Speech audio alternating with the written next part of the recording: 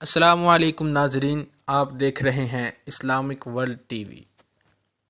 دوستو، کہتے ہیں کہ جنگل میں ایک مور کھڑا اپنے خوبصورت پروں کو نوچ کر پھینک رہا تھا۔ ایک عقل مند نے یہ دیکھا اور متعجب ہو کر بولا کہ اے مور، تو نے کیسے گوارا کیا کہ اپنے ان خوبصورت پروں کو نوچ کر پھینک دے؟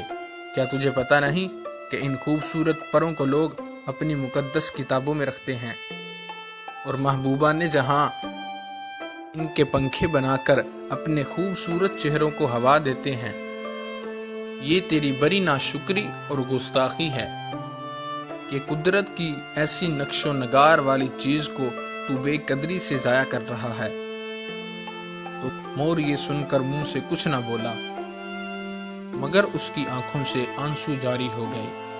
جب آنکھوں کی راہ وہ اپنے دل کی آگ نکال چکا تو بولا، اے انسان، میری بھی بات سن لے۔ تو میرے خوش نما پروں کو دیکھتا ہے، مگر میں اپنے عیبوں کو دیکھ کر اشک بار ہوں۔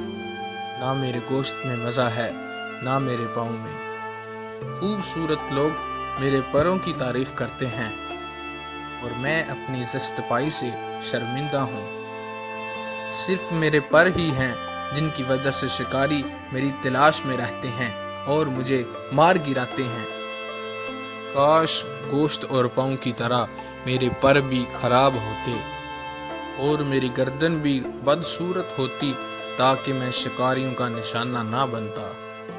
اور میں اپنی دم کے پر اس لیے نوچ کر پھینک رہا ہوں تاکہ مجھے لنڈورا دیکھ کر شکاری میری جان لینے کے در پہ نہ ہوں۔ تو دوستو، اس حکایت سے معلوم ہوا کہ ہنر اور اختیار اسی کو فائدہ مند ہے جو اللہ سے ڈرنے والے ہیں، ورنہ یہ ہنر اور اختیار ان کے لیے ویسا ہی وبال بن جاتا ہے جس طرح مور کے لیے اس کے پر۔ تو دوستو، اگر یہ ہماری آپ کو ویڈیو اچھی لگی تو لائک کریں اور مزید اسلامک ویڈیو دیکھنے کے لیے ہمارے Islamic world T V channel کو سبسکرائب کریں۔ شکریہ۔